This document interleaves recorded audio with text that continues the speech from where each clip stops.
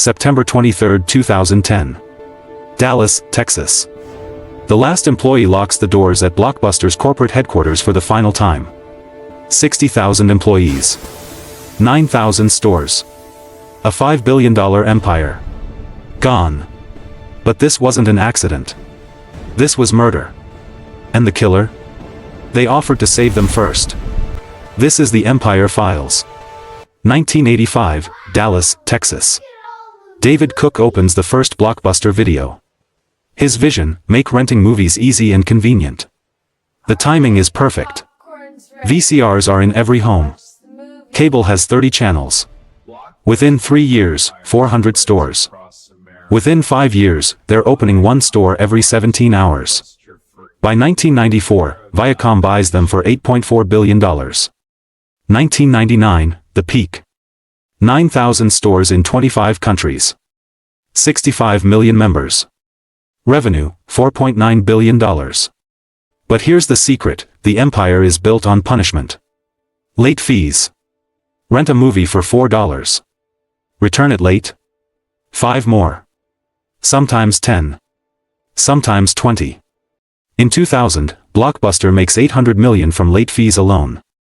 16% of revenue. From punishing customers. But someone's watching. Someone who just paid $40 in late fees.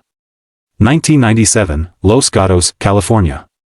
Reed Hastings rents Apollo 13 from Blockbuster. 6 weeks later, he returns it. Late fee, $40. He pays. He's embarrassed. Furious. He drives to his gym. $35 a month. Unlimited access. No late fees. What if movies worked the same way? He calls his friend Mark Randolph. April 1998. Netflix.com launches.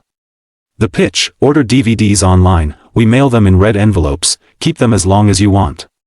Return them when ready. No late fees. Ever. $15.95 a month. It's genius. But there's a problem. By 2000, Netflix has 300,000 subscribers. They're losing $57 million a year. The dot-com crash is happening. Investors are gone. They're 6 months from bankruptcy. Reed Hastings is desperate. So he calls Blockbuster. September 2000. Blockbuster headquarters. Reed and Mark walk into the boardroom. Across the table, John Antioco, Blockbuster's CEO, and his executives. Reed's pitch: we're Netflix. We have the tech. 300,000 subscribers. You're Blockbuster. You have the brand. 65 million customers.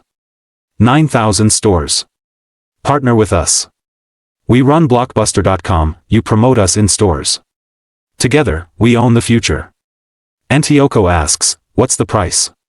$50 million. Silence. Then laughter.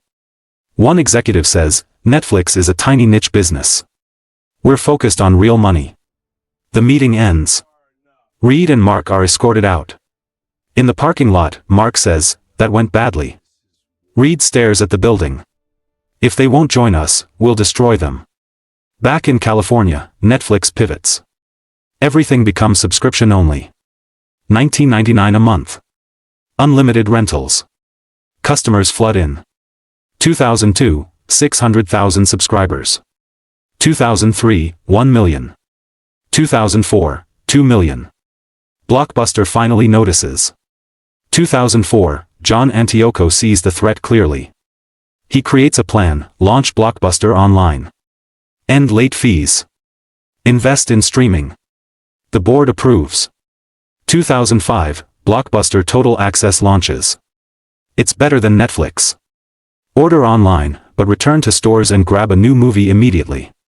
No waiting for mail. Customers love it. By 2006, 2 million subscribers. Reed Hastings later admits, I was scared. They could have crushed us. But then the real killer appears. Carl Icahn. Billionaire investor. Corporate raider. Blockbuster's largest shareholder. He sees Antioco's plan as wasted money. End late fees? That's $200 million in revenue. Spend on streaming? DVDs are fine. Compete online? Focus on stores. Antioco fights back. He knows the future is digital. But Icahn controls the board. 2007, Antioco is forced out. Icahn installs Jim Keyes. Former 7-Eleven CEO. Retail guy.